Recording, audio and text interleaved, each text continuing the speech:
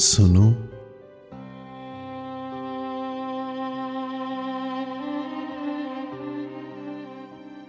लेकिन शायद तुम सुन न सको।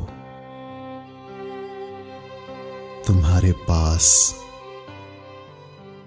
अब वक्त नहीं।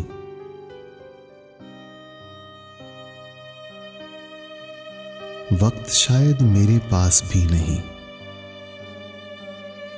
कहे देती हूं, शायद कभी सुन लो कहीं और से। सुना है मौत जब अपने पंजे गाड़ती है ना, तो पहले टांगें बेजान होती हैं, इनमें सकत नहीं रहती। तुम्हारी अदम तवज्जा माजूर कर रही है, जिंदगी से दूर कर रही है, जिंदगी से दूर कर रही है।